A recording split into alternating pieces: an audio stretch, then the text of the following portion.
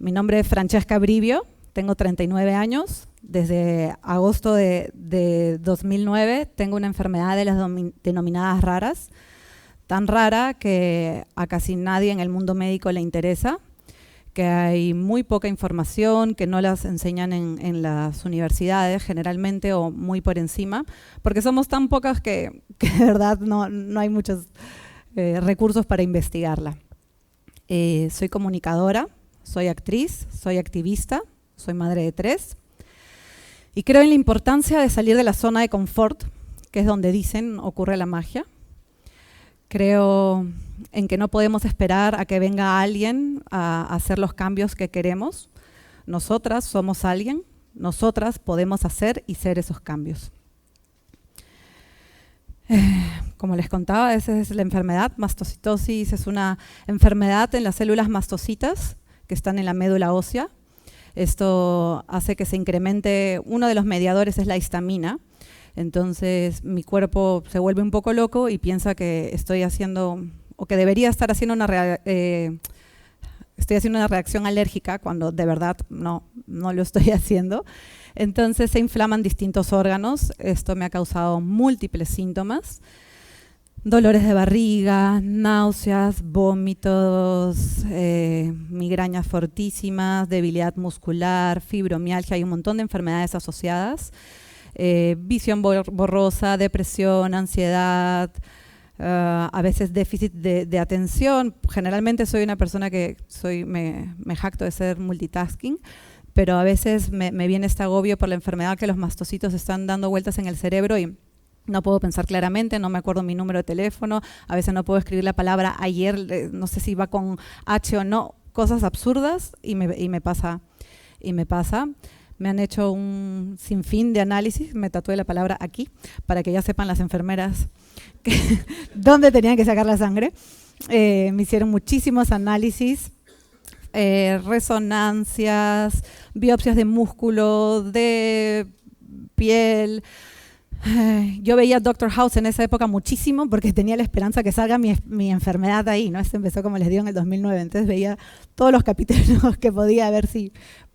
Bueno, después que me dieron el diagnóstico salió más piña, pero... Y bueno, viví más de 6 meses sin diagnóstico. En febrero de 2010, recién me tuve que ir fuera del país, en la clínica Mayo, en Rochester, Minnesota, para ver si me daban un diagnóstico. Mi expediente, que ya parecía un libro Baldor 2 tomos, en la clínica Mayo ya eran 3, porque no confían en los exámenes que te han hecho en tu país, entonces te vuelven a hacer todo. Y finalmente, en marzo de 2010, que tengo esto, lo más parecido a un diagnóstico, porque no estaban los criterios claros tampoco para saber si es que esa era la enfermedad o no, pero era lo más parecido, un desorden en las células mastocitas en médula ósea. Empecé estos cambios, aparte de peso, ¿no? Engordó muchísimo por la cortisona que me inyectaban en grandes cantidades, la ansiedad, el no comer, el no poder andar, estaba en silla de ruedas, estaba en andador, usaba bastón. También en otros momentos de mi enfermedad más bien al revés, no podía probar bocado, me ha llevado hasta la desnutrición. Y me di cuenta lo rota que estaba en ese momento. Me di cuenta que todo lo que yo creía o daba por sentado no era así. Estaba construida desde un lugar más débil. Pensé que era más fuerte antes de eso, pero fue un aprendizaje duro. Me desarmé como un rompecabezas de 1 millón de piezas. Pensé que nunca me iba a poder volver a armar, pero felizmente sí, ¿no? Los seres humanos somos resilientes y me volví a armar, acá estoy. Y parte de este volverme a armar, de salir adelante, todo empezó en el 2013, a finales del 2013, me habían dicho si quería fumar un cigarrillo de marihuana y dije que sí. Y ese día me sentía muy mal, estaba muy cansada, tenía muchos dolores. Y fumé. Y fue la primera vez que relacioné alivio de la enfermedad con la marihuana, ¿no? Había leído algunos datos de cáncer de pacientes que fumaban para ciertos efectos paliativos, pero no tenía esa conciencia. Fue la primera vez que asocié y dije, oye, de repente, si empiezo a fumar, empiezo a aliviar mis síntomas. Yo nunca había sido una fumadora habitual de cannabis. Había fumado de chica y había fumado varias veces, contrario a los mitos que suelen decirse, no me volví una fumona. Y al contrario, no me sé armar ni siquiera un cigarrillo de marihuana, entonces estaba como, no sabía cómo hacerlo. Pero igual creo que la marihuana, el cannabis recreativo, que aunque siempre se usa recreativo, yo creo que es terapéutico, cuando se usa de manera recreativa, no es una lucha en la que yo estoy enfocada, porque creo que eso son libertades individuales. No tengo nada moral en contra, al contrario. Eso creo que es una libertad individual, pero la lucha que de verdad me compete, la que a mí me subleva, la que me hace exigirle al Estado reacción y sobre todo acción, es la lucha por el cannabis medicinal. Para mediados de 2014, yo había estado tomando 27 pastillas al día. Como les comenté, mi enfermedad no tiene cura, a veces se tiene que tratar con agentes quimioterapéuticos, con interferón, su forma más agresiva es mortal, ¿no? Te mueres. Y para algunos doctores también te dicen que de repente tomando un antihistamínico al día puedes vivir. Hasta ahora no he conocido a nadie en los grupos de pacientes que solo tomando un antihistamínico pueda vivir. Pero para mediados de junio de 2014 decidí dejar tomar todo, absolutamente todo. Estaba harta de tomar remedios que no me remediaban nada. Empecé un trabajo de introspección, a tomar otras plantas sagradas también y enfocarme y tratar de sanar yo. Y me acordé que la marihuana me había caído bien en el 2013, me había aliviado y empecé a fumar de manera habitual. 2 toques en la mañana, 2 toques en la noche.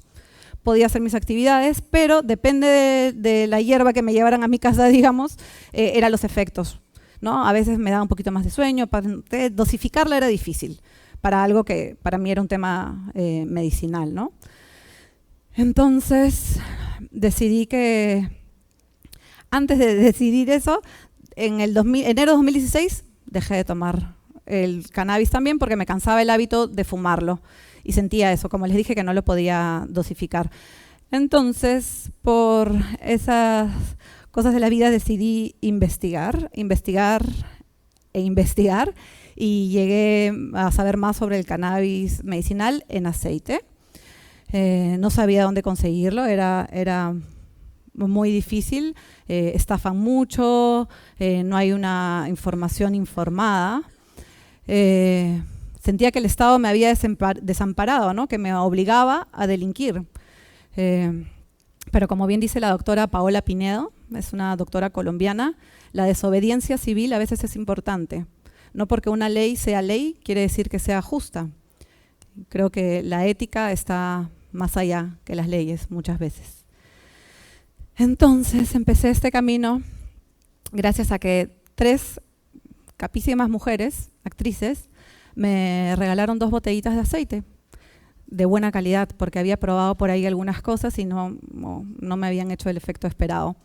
Y estas 3 capas me regalaron 2 botellitas de aceite y yo les había dicho, por favor, que no tenga THC. El cannabis tiene muchos psicoactivos, cannabinoides, perdón, y el THC es el conocido, el psicoactivo, ¿no? Entonces yo les había dicho, por favor, que no tenga THC porque yo no quiero estar stone, repetía con la ignorancia que a veces uno tiene, la confianza que te da la ignorancia a veces, ¿no? Entonces yo les había dicho, pero tomé un poquito de las gotas y sentí el efecto del THC en mi cuerpo. Sentí un relajo, sentí como estaba en todo mi cuerpo. E investigando, supe que el THC sí es medicinal, no solo es la parte que te pone stone o high. Dentro de los 140 y tantos cannabinoides que existen, que está el CBD, el THC, el CBN, CBG, el THC era algo muy importante para mi tratamiento. Apenas tomé un par de gotas, sentí el alivio. Ese dolor el año pasado, que me había empezado de nuevo la enfermedad muy agresivamente, que pensé que de repente esa era como la última batalla, porque estaba en desnutrición y muchas cosas, sentí el alivio del dolor que sentía en el estómago, del de cabeza. Comencé a empezar a tolerar la comida Y eso, empecé a tolerar la comida poco a poco, me hizo sentir bien. No solo... Y una de las cosas que decíamos, viendo la imagen me acordaba, una de las cosas que decíamos se dice el THC es que es el psicoactivo, como si tener psicoactividad fuera algo malo. Cuando uno toma un café tiene psicoactividad, cuando uno se siente feliz tiene psicoactividad, cuando uno siente el amor tiene psicoactividad. Felizmente pude investigar más y llegué a personas increíbles que saben muchísimo del tema. Conocí más de Rafael Meshulam, si pueden ver un documental que se llama The Scientist, que explica mucho sobre el sistema endocannabinoide y distintas cosas, se los recomiendo. Conocí Mara Gordon, Cristina Sánchez, Manuel Guzmán, Ethan Russo, Paola Pinedo. Comencé a viajar y aprender más sobre esto, ir a seminarios, no domingo, y empecé a pensar que si yo, una ciudadana de a pie, comunicadora, podía tener acceso a esta información. Me da muchísima rabia que mucha gente del mundo científico no lo hiciese, ¿no? Que tantos doctores o médicos les diera como un poco, no sé, de flojera, digo yo. Pero supe del sistema endocannabinoide, que es algo que muchísimas personas no saben, ¿no? Todos tenemos receptores de cannabis en nuestro organismo, todos los humanos y todos los mamíferos, por eso funciona tan bien. Yo siempre digo, eso no es magia, no hay que tener pensamiento mágico religioso, me va a funcionar el cannabis, no, es química. Tenemos sistema endocannabinoide, hay receptores de cannabis en nuestra sangre y por eso funciona tan bien y por eso es en todo nuestro organismo. Pero no es en tallo cerebral, que es donde controlan los latidos y la respiración. Por eso no hay muerte por cannabis, por eso es una medicina tan segura.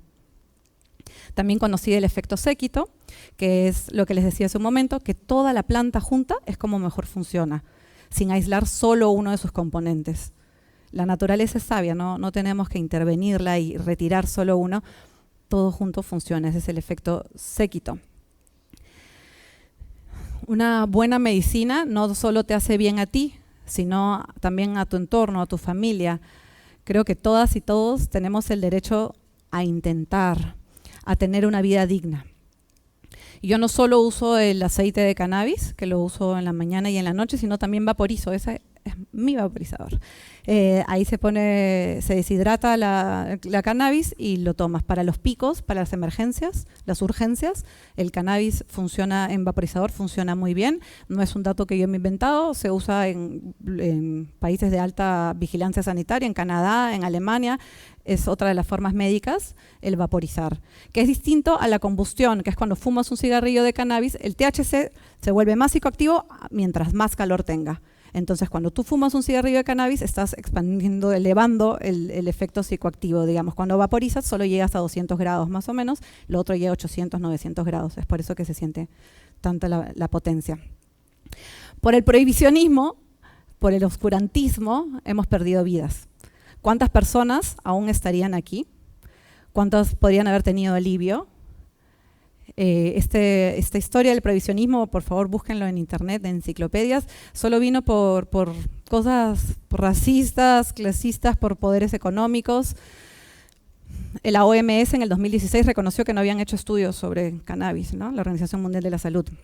Recién lo han hecho y para el próximo año van a salir los resultados y todo parece indicar que van a ser bastante favorecedores para todos nosotros que usamos cannabis medicinal. Entonces es importante saber que el prohibicionismo cuesta vidas. Esa soy yo empoderada, se supone, esa es la imagen, porque la información es poder.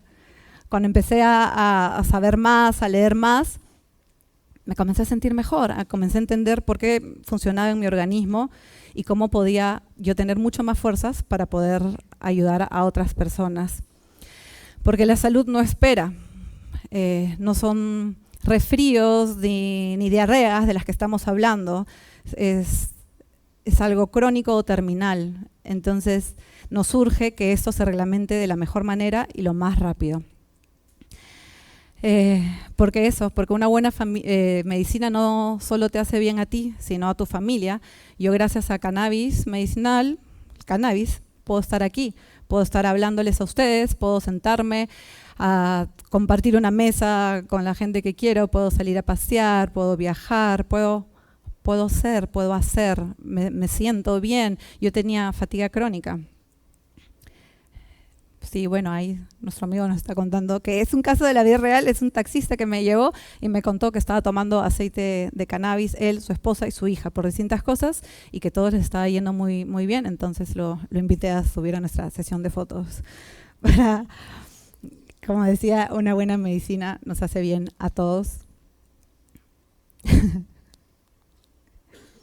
Y bueno, y ya que me sentía tan bien y con tanta energía y con ganas de retribuir un poco a lo que yo siento que se me ha dado porque soy privilegiada, porque tengo mucho amor a mi alrededor, porque siento el respaldo de tantísimas personas, y porque en el 2009, cuando yo estuve muy enferma y tuve que viajar, muchísima gente ayudó, se hicieron muchas fiestas, profundos, conciertos, exposiciones de arte, y se recaudó dinero, y con ese dinero yo pude viajar. Y yo sentía siempre que necesitaba devolverle a la sociedad lo que me había dado. Entonces empecé a pensar qué hacer, y cuando pasó lo del cannabis dije, quiero que nadie se sienta tan sola como yo una vez me sentí. No quiero que se sientan desamparados porque no hay información generalmente correcta y porque el Estado nos tenía tanto tiempo abandonados. Cannabis Gotas de Esperanza es una asociación sin fines de lucro que busca dar eso, esperanza, para que nadie tenga que pasar un vía crucis con distintas medicinas hasta que se entere de cannabis medicinal. No tiene que ser la última opción, es una medicina muy segura, y eso es lo que más debería importar a los doctores y a las doctoras, que una medicina sea segura. Si es que no funciona, pueden tratar lo que sea, pero lo que vamos a defender en Cannabis Gotas de Esperanza es el uso informado, ¿no? El derecho a intentar. Damos charlas para aparato médico a veces solamente, para científicos, para público en general. Hemos ido también a unas universidades, un programa que se llama Educannabis, que vamos y les explicamos sobre los usos de cannabis medicinal. Tenemos a un doctor canadiense que es un consultor externo de nuestra asociación y que viene y también da charlas porque la información es importante, ¿no? Nos hace sentir bien, seguros y que todo lo que yo les estoy diciendo, que espero que me lo cuestionen cuando lleguen a sus casas, busquen información sobre lo que les estoy hablando. Como Cannabis Gotas de Esperanza nos unimos a la FECAME, que es la Federación de Cannabis Medicinal. Nos dimos cuenta que unidas éramos más fuertes y que teníamos que llevar nuestra voz a la ministra de Salud. Queremos que se implemente correctamente la ley. La ley ya salió el año pasado, pero el reglamento salió una primera edición en mayo, muy mal hecho, con gente prohibicionista en la mesa que no tiene sentido de estar ahí, ¿no? El objeto de la ley es el acceso, entonces si hay gente que está en contra de que uses cannabis medicinal, no se puede obtener un acceso. Entonces, en FECAME, en Cannabis Gotas de Esperanza, peleamos mucho por eso. Esta es la ministra de Salud que se comprometió a hacer muchas cosas importantes que habíamos hecho llegar en este documento, reglamento alterno. También hacemos campañas de sensibilización a sociedad civil. Esta campaña se llamó Acceso Real, para que la gente entienda como, ¿por qué siguen discutiendo si ya salió la ley? Bueno, la ley, como les digo, el reglamento no iba a permitir realmente el acceso. Se dice que esto empezó por las pacientes y por las madres de pacientes, y es verdad. Si no fuera por esas madres que han luchado, que siembran en sus casas, que preparan su medicina, la medicina para sus hijos, probablemente no estaríamos aquí. Mi agradecimiento siempre para ellas. Pero si bien empezó así, no tiene por qué terminar así. Yo creo que el Estado, médicos, médicas, sociedad civil, empresa privada, todos podríamos trabajar para que salga esta ley de la mejor manera y nos podamos beneficiar todos. En ese papel dice hacer, porque por un tiempo tenía ese papel frente a mi cama para levantarme y acordarme que tengo que hacer, no solo pensar, sino hacer. Y distinto a lo que se suele creer, una de las cosas que se le marca a la cannabis es que te da el síndrome amotivacional, que es que te quedas todo el día tirada en tu cama, ¿no? Como, ay, sí, estoy relajada, entonces yo no quiero hacer nada. Y es mentira. O sea, yo desde que uso cannabis medicinal, yo tenía fatiga crónica, como les digo, me levantaba tardísimo, me costaba muchísimo hacer. Y ahora no, o sea, tengo muchísima energía. Y aparte de los que le he contado que estoy haciendo con Cannabis Gotas de Esperanza, de ser madre de 3, Estoy metida en 3 proyectos más. He firmado un contrato con Penguin Random House, es una editora, para escribir un libro de cannabis medicinal. Estamos haciendo unos consultorios, unas clínicas para un proyecto para atender a personas, y aparte hacer una medicina, otro es para hacer una medicina de calidad. Entonces, de ninguna manera creo que se le puede decir que ahora estoy más relajada, sin hacer nada, relajada de ánimo. No podría haber hecho esto ni lo que estoy haciendo si no tuviera un equipo genial. Inés, que es mi brazo derecho, en realidad sería izquierdo, ella, cuando le dije, estaba buscando a alguien para que se una, porque al principio hacía todo yo sola, y necesitaba a alguien, le dije, Inés, me dijo ella, necesitas a alguien que te asista. Y yo le dije, no, necesito a alguien que se enamore de esto, que crea como yo creo, que le apasione como me apasiona. Y así fue, así que si no fuera por ella, yo ni siquiera estaría parada acá porque me moría de nervios horrible, y me ha ayudado a hacer esto. Me ha aguantado toda la semana quejándome. También un consejo directivo increíble, superlativo, un consejo consultivo a mi hermano, que si no hubiera sido por él, no hubiera podido empezar la asociación, porque se necesitan mínimo 2 personas. O sea, que le agradezco que haya querido meterse en esto. Y por supuesto, sin mis hijos, sin mis crías, sin mis 3 crías, no podría estar haciendo todo lo que hago, porque, como dice él, me faltan horas al día y muchas veces llego tarde a la casa, y por el respeto que sienten por mí y por el trabajo, por la empatía, porque entienden que lo que estamos haciendo es mucho más grande que nosotras. Esto podría potencialmente beneficiar a 7 millones de peruanas y de peruanos, quizás más. Entonces es importante que salga esta ley bien. Para cerrar, creo que en la vida pueden obligarme a muchas cosas, pero no me van a obligar a rendirme nunca. Y como escuché alguna vez, creo que lo único más fuerte que el miedo es la esperanza. Gracias.